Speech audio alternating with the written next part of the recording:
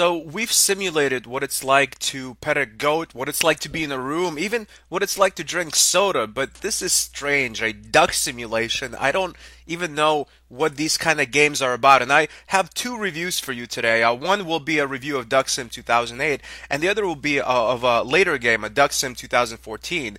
And of course, based on the fact that that later game will be 6 years older, 6 years younger, I'm gonna be looking for better graphics, more ducks, and things of that nature. But before we judge Duck Sim 2014, let's judge Duck Sim 2008 and see if this game's any good. Let's just do a live review and play it right now. Alright, so I'm enjoying the music. Okay, pretty good music. I guess I am this duck, so it's kind of a third-person perspective. Now, when we played the tree simulator, what I really enjoyed is the fact that you actually were the tree. It was a first-person perspective of a tree. You didn't move like a tree doesn't move, and you just saw the forest through the eyes of a tree.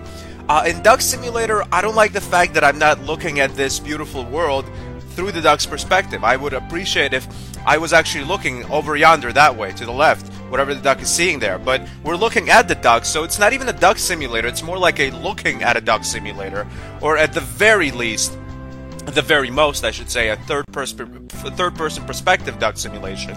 But if you're going to make a third-person game, you have to make it from behind the duck, not to the side. The camera is all...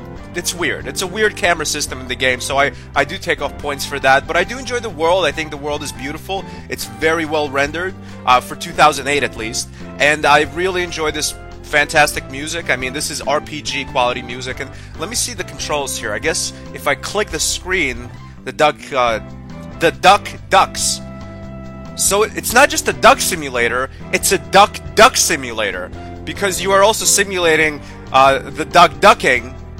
So it's like it's double the simulation almost. So I think that's pretty cool. Now what I worry about is, I know that for a fact ducks are, well, okay, not for a fact, but I'm pretty sure ducks are birds. And I know that most birds, or at least 60% of birds, cannot breathe water. So I don't know what happens if you keep the duck's head under the water for too long. I hope it doesn't die. But then at the same time, if it does die, that's a realistic simulation, because ducks do in fact need oxygen. Overall, I mean, I like the fact that it's two sims in one, a ducking simulation and a duck simulator, and also the fact that it's a beautiful world that has great music. I just don't like the third-person perspective, so I take points off for that. Duck Sim 2008 gets an official Stan Birdman rating of a 9.7 out of 10. Now let's go ahead and check out Duck Sim 2014 and see if they improved on the original classic.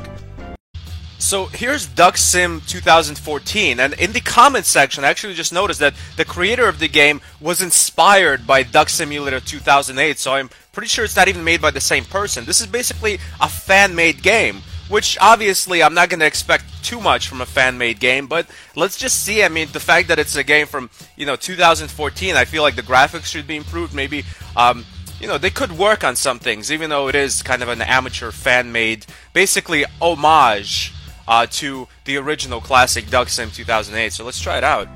Okay. Yeah, I mean, I like the shadow. I like the fact that now the duck has a shadow. That's pretty cool. I don't remember if the duck had a shadow in the last game. If it did, it was probably just DLC.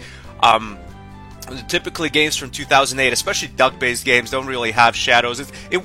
I mean, for younger people, you don't understand. It wasn't a necessity back then. We enjoyed games without duck shadows. A lot of bird games basically didn't have shadows. Like I remember playing a chicken simulator, and there was literally no shadow. I mean, even if the sun was shining right at the chicken, there was no shadow. And this was like back in 2007, so it's not that long ago. But I guess the younger people, they're not used to bird games not having shadows. So, but yeah, it's good that this does have a shadow. Most bird games today do have shadows.